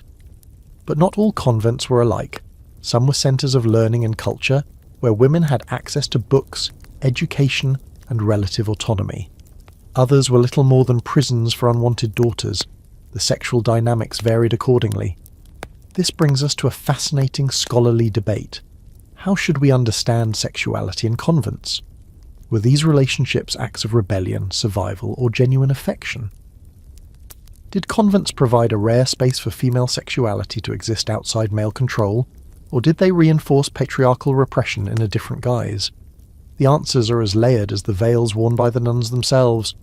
Imagine the loneliness of a young woman locked away from the world, finding solace in another's touch, navigating the fine line between sin and salvation. The convent was both sanctuary and cage. As you walk past the cloistered gardens, you hear soft laughter, too light, too human to be prayer. Behind those walls, life pulses, desires simmer, and sometimes, just sometimes, the chastity veil slips. You're seated at a rough wooden table in a dimly lit apothecary's shop, the air thick with the pungent aromas of crushed herbs, honey, and something faintly musky you can't quite place. The apothecary, a wiry woman with sharp eyes, hands you a small vial filled with a greenish liquid and whispers, "Drink this before you meet your beloved tonight." Welcome to the fascinating, fragrant, and sometimes utterly baffling world of medieval love potions, aphrodisiacs, and sex magic. Medieval Europe had a complex relationship with the idea that certain foods, herbs, and concoctions could ignite passion, enhance fertility, or even control desire. The apothecaries and folk healers who brewed these potions occupied a liminal space. Part medical practitioner, part mystic, part confidence artist. Some remedies were rooted in botanical knowledge passed down through generations. Others blended superstition, astrology, and outright fantasy. The classics of medieval love magic often involved ingredients like mandrake root, famous for its screaming when pulled from the earth, powdered pearls, rose petals, and even bits of snakeskin. Recipes might call for precise timing, mixing under a full moon or during a specific planetary alignment. The goal? To create a potion that could inspire love, attract a desired partner, or spark uncontrollable lust. Here's a historical fact. One popular aphrodisiac was Venus's wine, a mixture of herbs and spices believed to invoke the goddess of love herself. Medieval texts also mention love cakes infused with herbs said to kindle desire. These treats were often exchanged between lovers, sometimes as secret tokens or playful gifts. But the line between helpful potion and dangerous magic was thin. The Church condemned many of these practices as witchcraft or heresy. Women accused of brewing love potions risked accusations of using maleficium, harmful magic. Some were persecuted, others simply scorned or dismissed as foolish. Yet the allure of these remedies never faded. The use of love potions also intersected with broader medieval beliefs about the body and humours. If passion was cold or blocked, a potion could warm the blood or loosen the spirits. Conversely, too much desire was seen as dangerous and needed to be controlled. Potions thus played a dual role, both kindling and calming desire depending on the need. Here's a quirky fringe fact. Some medieval recipes involved truly bizarre ingredients, like powdered crushed beetles, dragon's blood resin, not actual dragon blood sadly, and even the ashes of burned love letters. These ingredients reveal the blending of natural and supernatural beliefs. There's also a fascinating debate among scholars. Were these potions mainly symbolic gestures, psychological aids, or actual physical remedies? Some argue that the placebo effect was strong. believing in the potion's power could boost confidence and attraction. Others emphasized the real pharmacological effects of certain herbs, which could influence mood and libido. You imagine sipping the potion, the bitter taste lingering as hope and anticipation rise. Does it work? Maybe. Or maybe the real magic is the belief itself, the shared secret, the trust, the thrill of desire made tangible. In a world where open discussions of sex were taboo, these potions offered a way to navigate love's mysteries, an alchemical bridge between the spiritual and the carnal. As you leave the shop, the vial tucked safely in your cloak, you can't help but wonder, is love a matter of the heart, the body, or just a little bit of magic? You slip behind the heavy velvet drapes of the royal chamber, the soft glow of candlelight dancing on tapestries depicting distant battles and courtly banquets.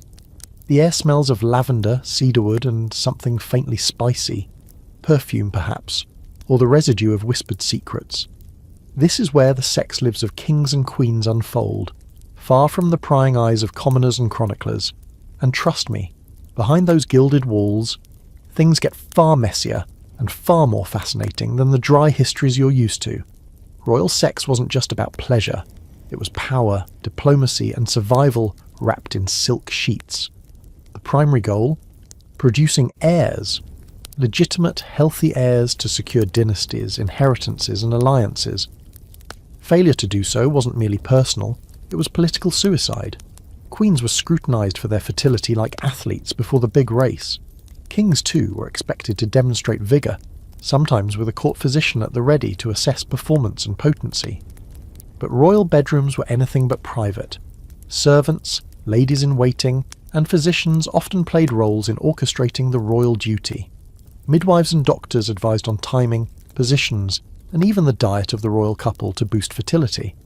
In some courts, the king's sexual encounters were scheduled like military campaigns, with strategic precision. You might think such a setup would kill romance, but surprisingly, courtly love and politics often intertwined.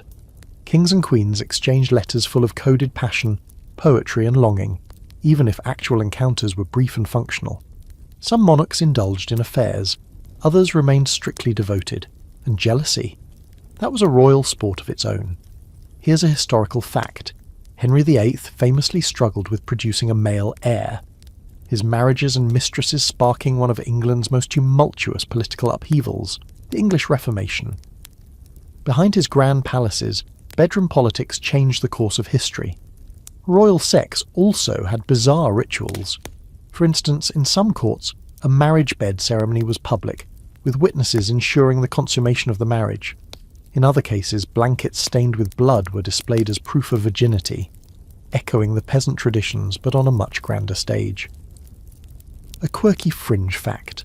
Some monarchs used exotic aphrodisiacs, from powdered pearls to powdered gold, to ensure virility and desire. Others believed in the power of talismans or wore special rings to boost potency. The royal bedroom was a blend of superstition, medicine, and politics. There's an ongoing scholarly debate. How much agency did queens really have? Were they active participants in their sexual and political lives, or pawns in a male-dominated game?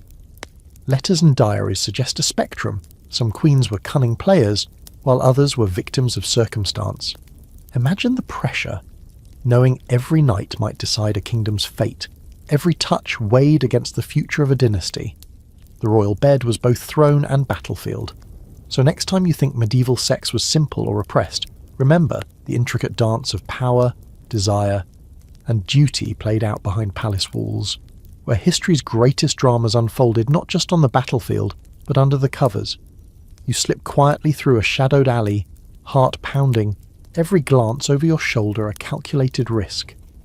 The world outside is loud and public, but here, hidden in the folds of medieval cities, a secret language hums, a code of glances, gestures, and whispered words that connect people whose desires society demands they hide. This is the clandestine life of queer love in medieval Europe, where same-sex desire existed but rarely dared to breathe in the open air. Same-sex relationships in the Middle Ages were dangerous, yes. The Church condemned sodomy as a grave sin, punishable by excommunication, imprisonment, or death. Laws varied across regions, but the threat of brutal penalties loomed large. Yet human desire is stubborn. and queer people found ways to love, to connect, and sometimes to resist. The challenge was language. Medieval Europe had no modern vocabulary for gay or lesbian. Instead, people described actions, sins against nature, or unnatural acts, without much nuance about identity or affection. But that doesn't mean those desires were invisible. They were encoded in literature, art, and everyday life in ways subtle and sometimes bold.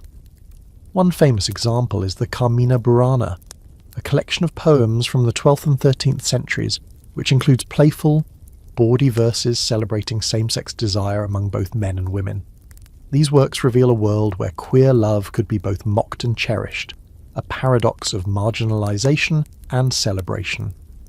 Some scholars argue that monastic life itself created spaces where same-sex affection flourished, whether emotional or physical, within the strict confines of celibacy. Letters between monks sometimes express deep love and longing, challenging modern assumptions about medieval sexuality. You might be surprised to learn that some towns had secret meeting places or rituals where queer people gathered, disguised as festivals, religious events, or guild meetings. These were lifelines, spaces where coded signals like particular flowers, colours, or accessories announced identity and intent without words. Here's a quirky historical fact. In parts of medieval France, certain stones called love stones were said to have magical powers to attract same-sex lovers. Pilgrims would seek them out, hoping to find companionship or passion in a world that condemned their love. The risk was real. Confessions recorded in church archives reveal terrifying tales of betrayal, torture, and execution.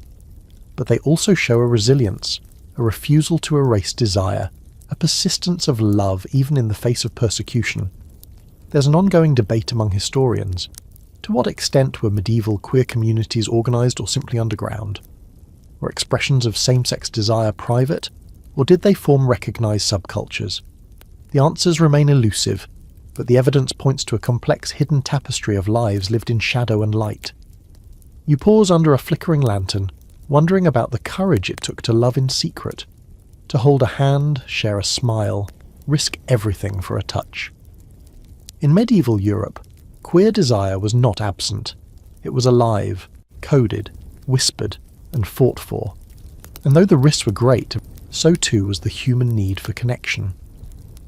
The candle flickers weakly as you sit in a cramped chamber with a medieval physician, a man who smells faintly of herbs and sweat. You've come because you're worried about a rash, a burning sensation, or the swelling that won't go away. In this time before germ theory or antibiotics, diseases of the groin are terrifying mysteries. Welcome to the perilous world of medieval venereal diseases, where doctors did their best to diagnose and treat what they barely understood, and where sex could be deadly. You probably think medieval people didn't know about sexually transmitted infections, STIs. That's not entirely true. They recognized symptoms, sores, ulcers, painful urination, and they knew these afflictions were linked to sexual contact.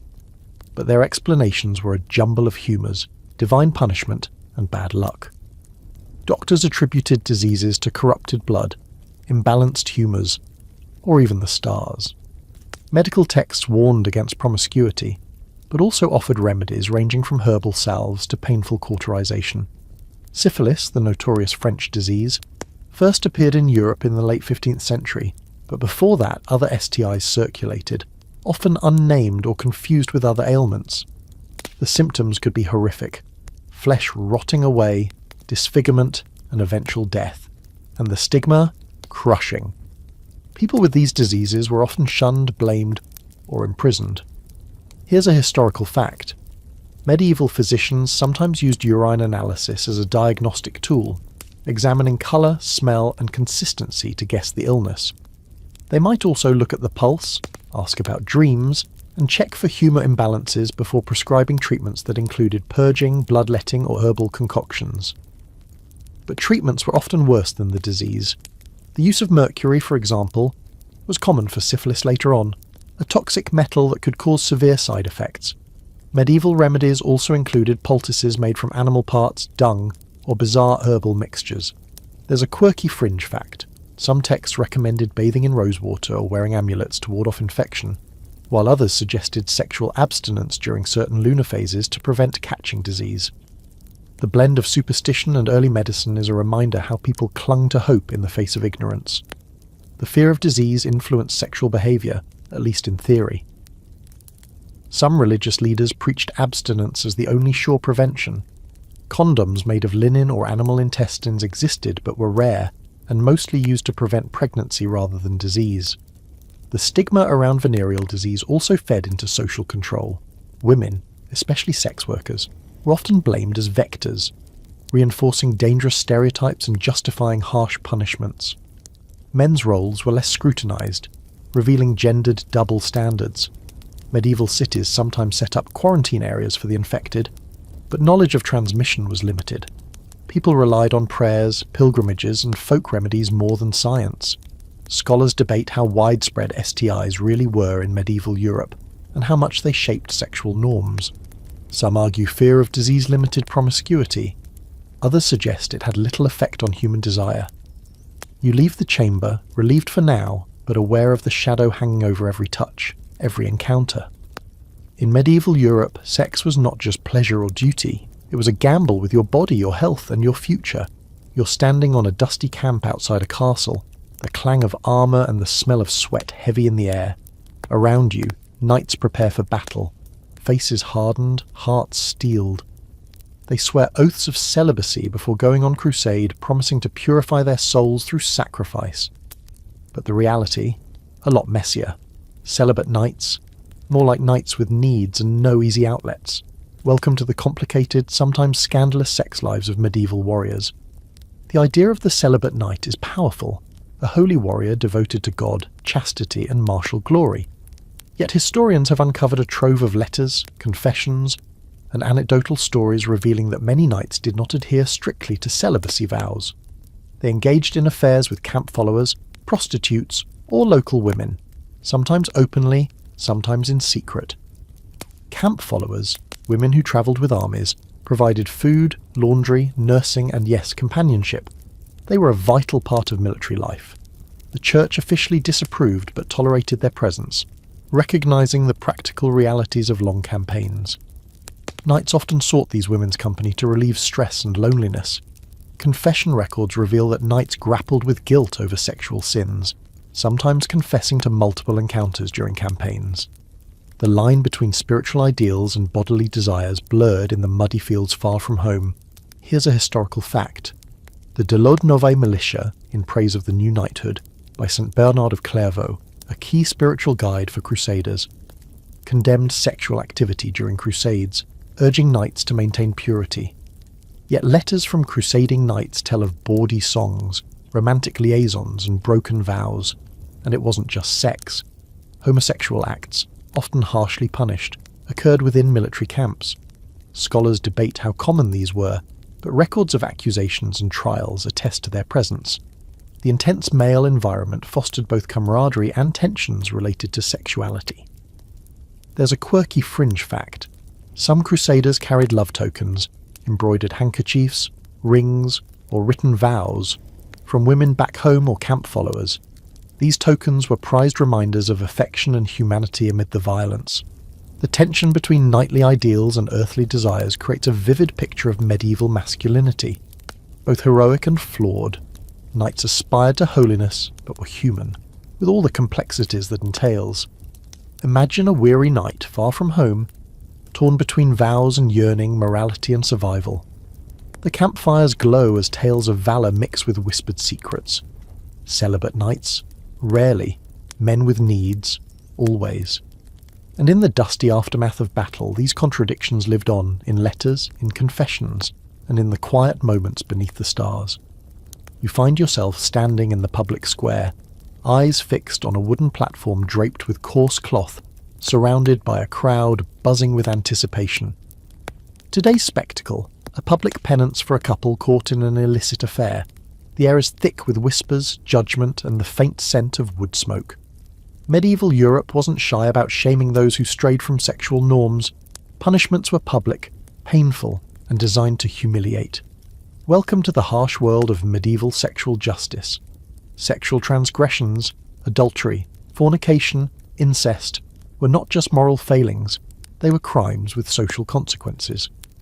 The church and secular courts often worked hand in hand to enforce sexual discipline. When scandal broke, the guilty parties might be dragged to the town square, stripped of dignity, and subjected to humiliations designed to deter others. One common punishment was the charivari, a raucous public shaming involving noise-making, mock trials, and sometimes physical abuse. Adulterers could be paraded with signs declaring their sin, forced to wear humiliating clothing, or made to perform acts of contrition before the whole town. In extreme cases, sexual sins led to whipping, branding, or even execution. The stakes were high, especially for women whose reputations were tightly policed.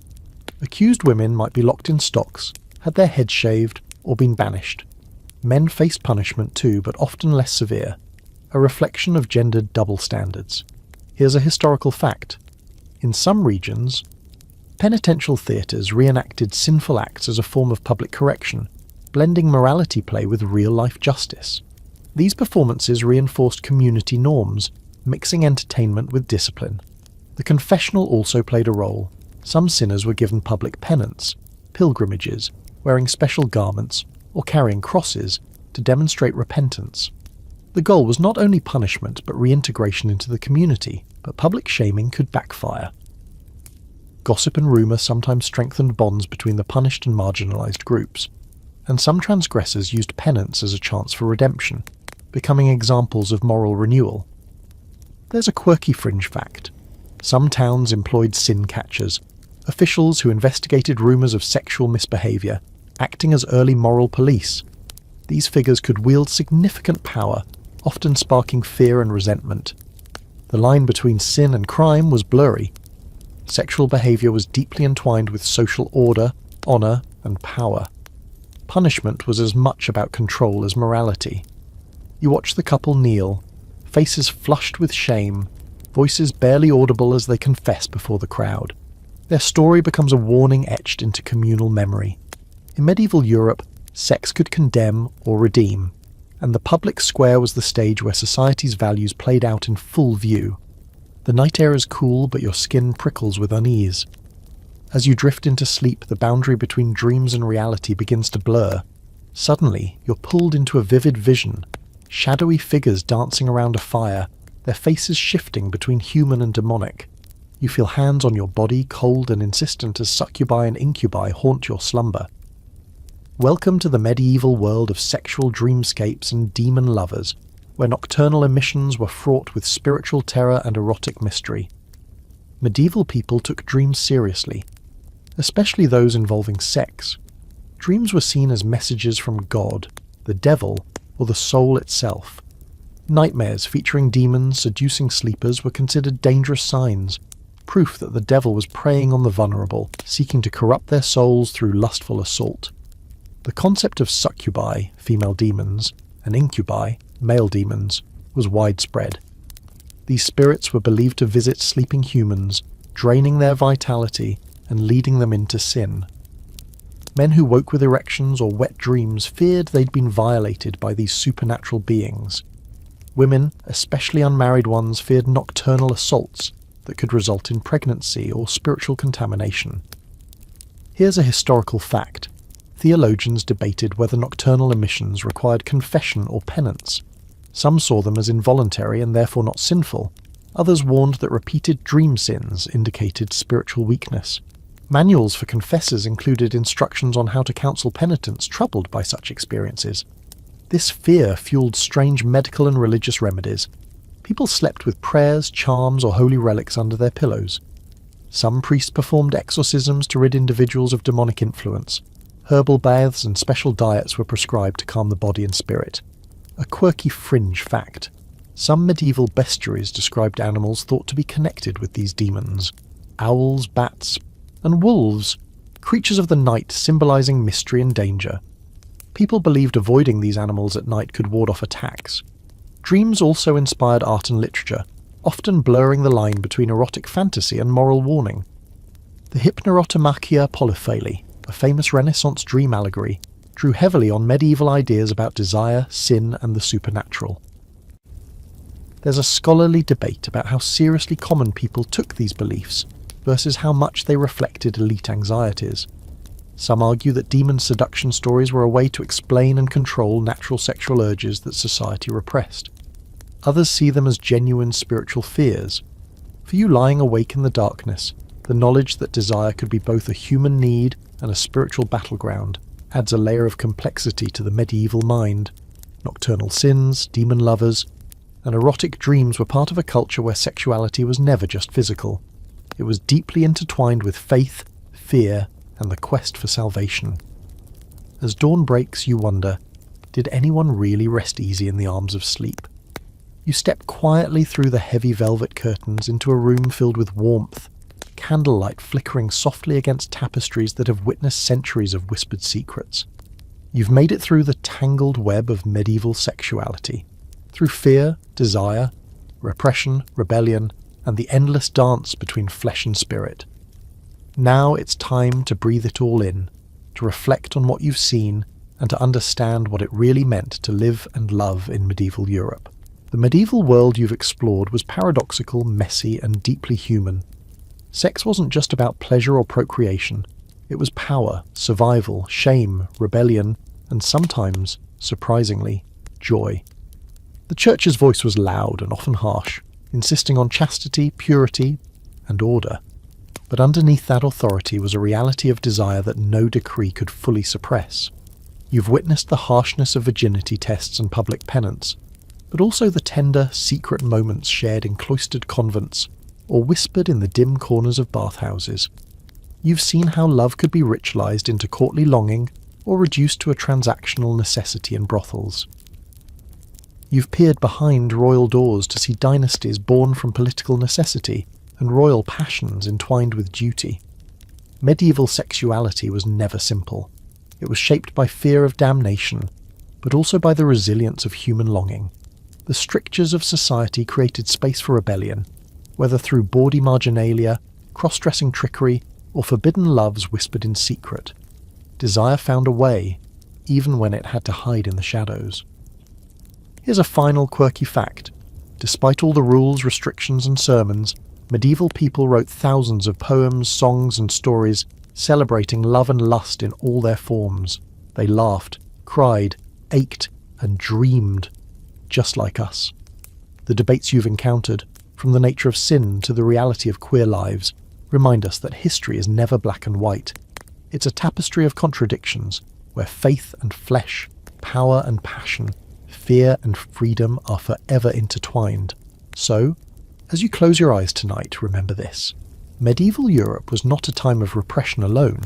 It was a world of complex, rich, and deeply human experiences, where love, lust, and desire beat beneath the surface, resilient and alive.